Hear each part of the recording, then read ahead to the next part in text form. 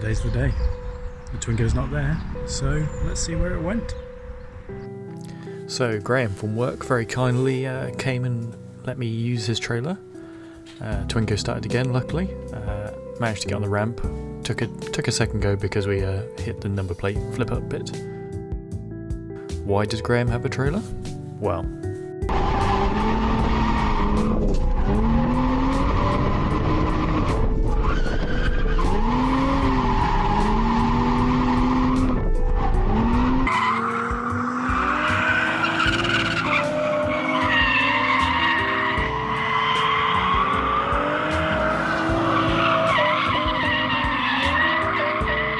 so yeah, make sure you go check out his Instagram if that sort of stuff appeals to you. So we got the Twingo all loaded up, and then not knowing what to do to strap down a car on a trailer, I let Graham sort it out, and it gave me a good chance to actually have a look around it whilst it was off the ground for the first time.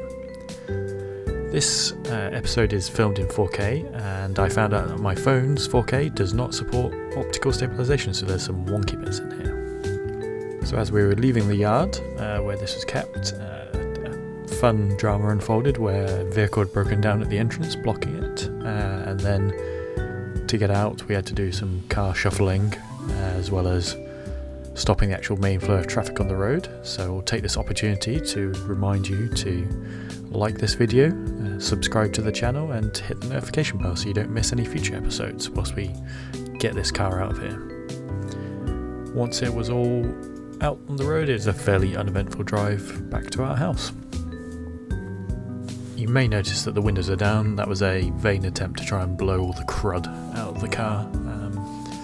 Probably did blow some of it out, but I think it just blew it all into the boot rather than out the car. Sadly no rear windows on this to let things get blown out.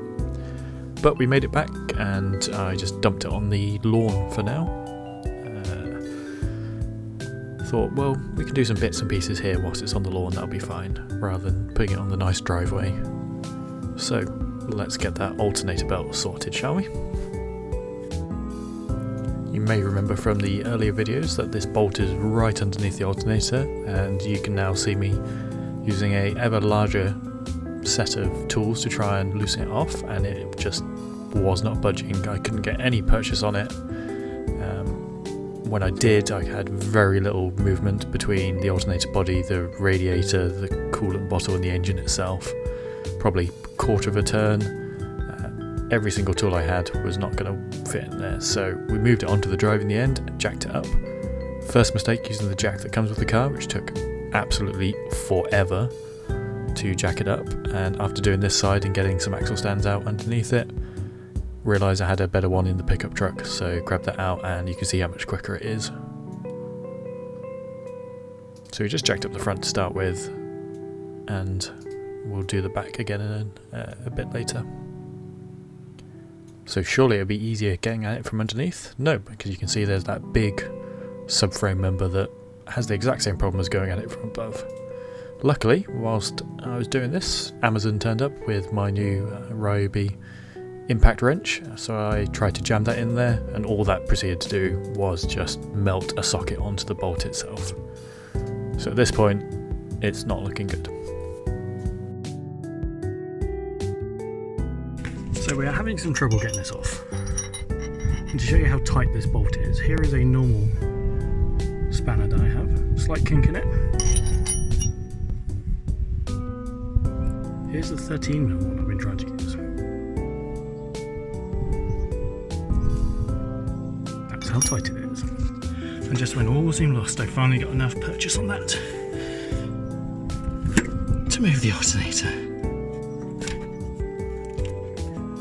I do think this alternator might be dead, judging by the... Oh, it's making it could just be the things in there. You can see these black lines was where it was. So if I just flip this around, push it because the camera's on. Well, I'll take that out. I can now move that closer. Got the belt on.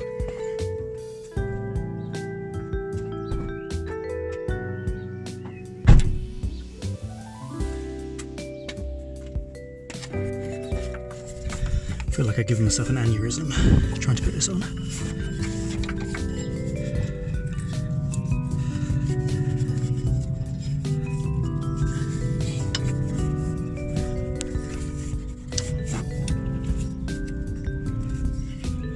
Right. The hard bit now is getting this blooming bolt back up when this is tight. So we're gonna have to hope Mr. GoPro catches this. So managed to jam the breaker bar back in there and wedge it open enough to get the top bolt on, and then the bottom one went in. And then I used a app on my phone that lets you check belt tension. You just put in all the parameters, ping the belt, and it gives you a hertz reading and goes, that's good or not. At that point, I was done with this, so I thought, let's just put the battery cover back on. There we go. Hopefully sorted with an alternator that works. I'll just have to fix my alternator and go check it. I guess that's next time.